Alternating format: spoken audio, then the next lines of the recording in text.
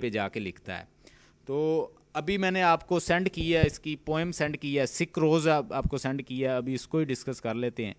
अब मैं देखता हूँ अगर मेरे पास इधर है सिक रोज़।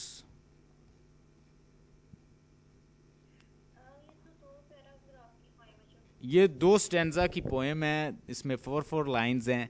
हम इसको डिस्कस करते हैं। उसके अलावा मेरे पास एक और पोएम है जो कि काफ़ी लंबी है, इसकी ऑग्रीज of,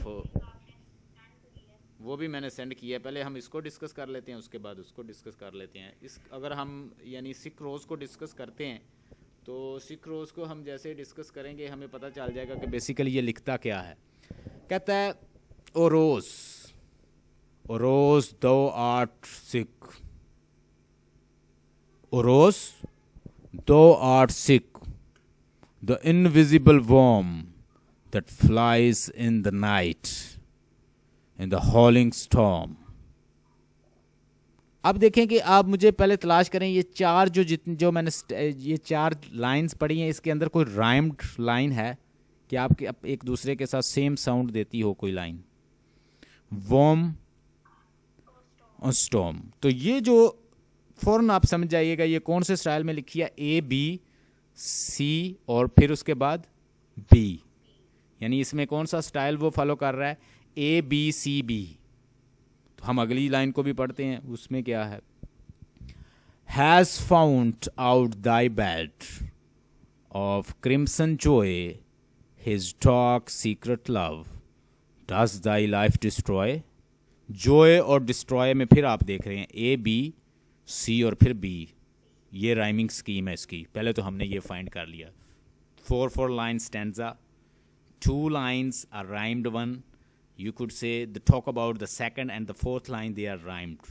And now we are going to discuss what is rose and for what rose is being compared. Basically, O rose, he's talking about the rose, basically life. He's taking it life.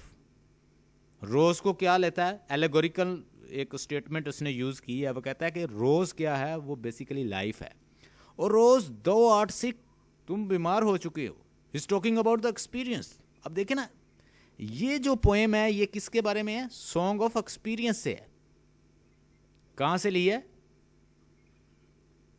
मैंने अभी बताया कि जो चीज आपको सफर करती हुई नजर आए, जिस चीज में ट्रबल आए, जिसमें प्रॉब्लम आए, जिसमें एग्नीज आए, जिसमें टॉर्चर आए, जिसमें something going toward downfall, something is getting experience, that will belong to experience. वो सॉन्ग एक्सपीरियंस से ताल्लुक रखती होगी। अब इसमें रोज क्या एक्सपीरियंस कर रहा है, किसको कर रहा है, डिके को, एजिंग फैक्टर को। And it's the very thing is taking the rose toward decaying factor, taking towards downfall, and it's gonna destroy, it's gonna end. तो इसमें रोज क्या है, खत्म होने जा रहा है। Talking about the life. Mistake भी है, एक फिलासफर भी है, एक पेंटर भी है, इनग्रेवर भी है, और साथ आप देखेंगे कि ये सिर्फ हाथ से पेंट नहीं करता, ये पेन से भी पेंट कर देता है। कहता ओ रोज दो आर्ट सिक, तुम बीमार हो चुके हो।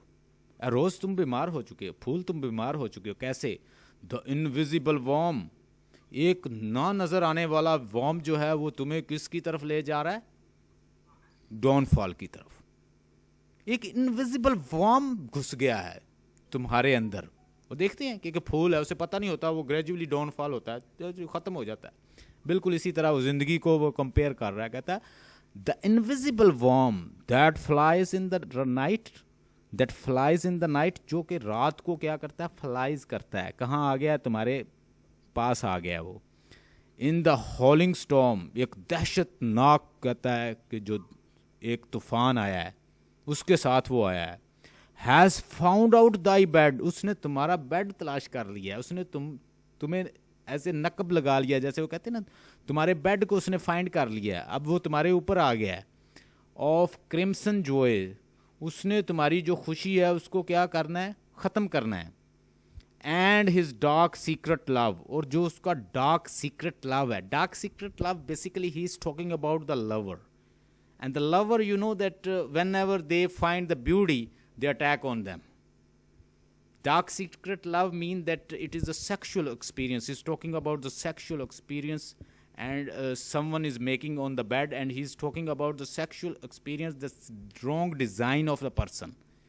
when the person finds some beautiful thing, or you could say beautiful person, he makes some dark designs. तो वो कोई डार्क डिज़ाइन बनाता है, कोई गलत इरादे बनाता है, उसके ज़रिए वो उसे टूवर्ड्स दिस एक्सपीरियंस, इस एक्सपीरियंस की तरफ ले जाता है. सेल्फिश जो कहता है चीज़ है, जो सेल्फिश जो इरादे हैं किसके, समवन के, वो किसकी तरफ लेके जा रहे हैं तुमको, तुम्हारे डाउनफॉल की तरफ. डज दाई लाइफ डिस्ट्रॉय, ये तुम्हारी लाइफ क्या है, डिस्ट्रॉय करेगा, कर देगा.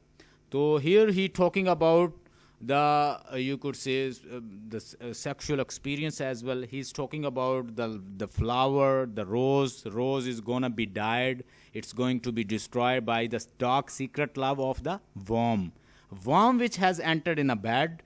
It will destroy your life. He's talking about the dark design of the worm, and worm basically a lover is going to destroy life of the beloved.